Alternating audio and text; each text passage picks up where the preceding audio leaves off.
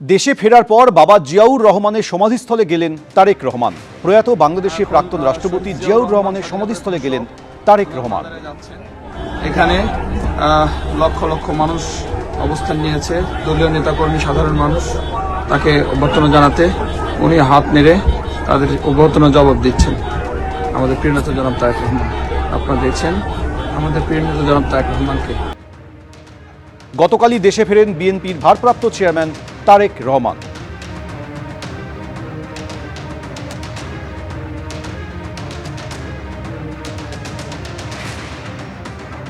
তেইশে ডিসেম্বর বাংলাদেশের দূতাবাসের সামনে যে বিক্ষোভের ঘটনা ঘটেছিল, সেই ঘটনায় বাকি 12 জনেরও জামিন মঞ্জুর করল আদালত।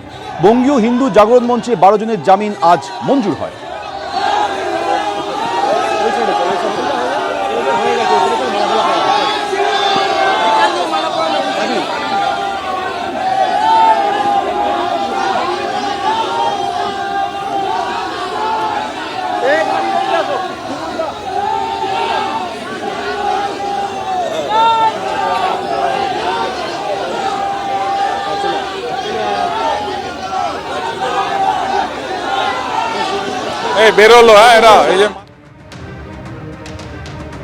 আলিপুর আদালতে জামিনের পরই আদালত চত্বরে স্লোগান তোলেন সনাতনীরা।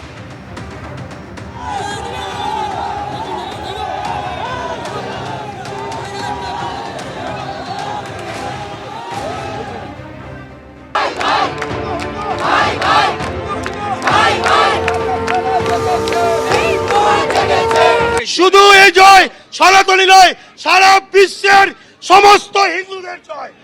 এআইপিএল দিয়েছে 12 জনের পুরো সবার জামিন হয়ে গেছে।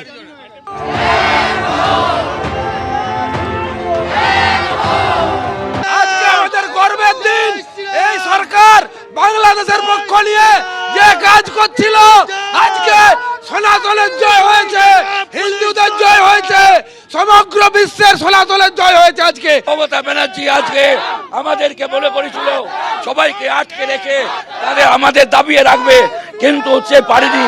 আজকে ধর্মের জয় হয়েছে। 19 জনকে গ্রেফতার করা হয় গত 24শে ডিসেম্বর।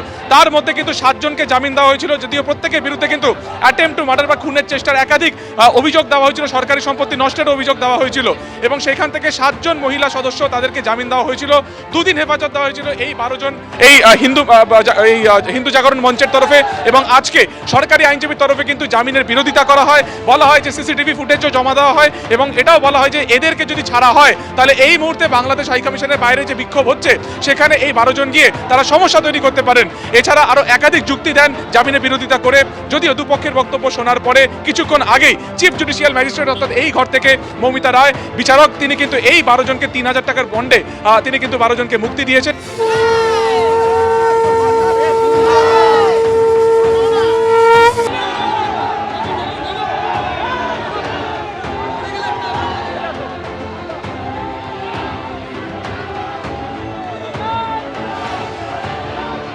বারো জন একেবারে বঙ্গ জাগরণ মঞ্চের তরফে যাদেরকে গ্রেফতার করা হয়েছিল তাদেরকে যে জামিন দেওয়া হয়, তারা এই মুহূর্তে আলিপুর কোর্ট থেকে বেরিয়ে এসেছেন। পুলিশ জামাত জঙ্গির নিয়ন্ত্রণে কাজ করেছে। মেদিনীপুরের মাটি থেকে এসেছি সনাতন হিন্দু ধর্মকে বাঁচাতে, বাংলাদেশের হিন্দুদের বাঁচাতে। আমরা বাংলাদেশের হিন্দুদের জন্য পাশে আছি, দরকার হলে নিজের জীবন পর্যন্ত দিতে রাজি আছি। बंगाल के अंदर आज विरोध प्रदर्शन, हिंदुओं का व्यथा व्यक्त करना, बोलना आज अपराध हो गया है। हम बांग्लादेशी हिंदुओं के साथ है, रहेंगे। सरकार जितना भी हमारे ऊपर अत्याचार करेगा, हम उतना स्ट्रांग होकर हिंदुओं के साथ है, खड़े रहेंगे, आखिरी दम तक रहेंगे। একদিকে আদালতে আজ 12 জন জামিন পেলেন, আর অন্যদিকে বাংলাদেশ ডেপুটি হাইকমিশন থেকে বেরিয়ে শুভেন্দু অধিকারী বললেন গঙ্গাসাগরে 5 লক্ষ সাধুসন্ত যোগ দেবেন, ফেরার পথে এখানে আসবেন, দেখব পুলিশ আটকাতে পারে কিভাবে।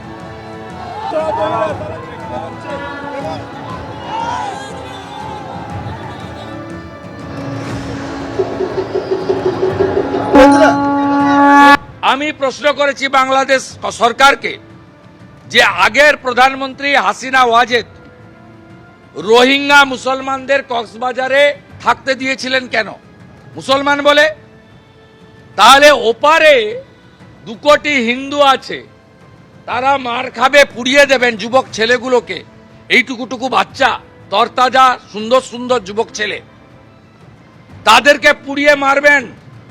আর এপারের 100 কোটি হিন্দু বসে বসে দেখবে এই জিনিস হতে পারে না,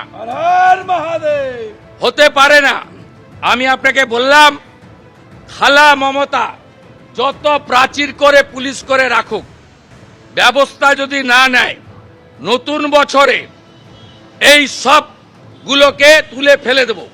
যেমন যুব ভারতীতে মেসির দিন যুবকদের, ইয়াং জেনারেশনের তারা দেখেছে, রাজীব কুমাররা ছুটে পালিয়েছে, আমরা এখানে দেখিয়ে দেব বলে গেলাম।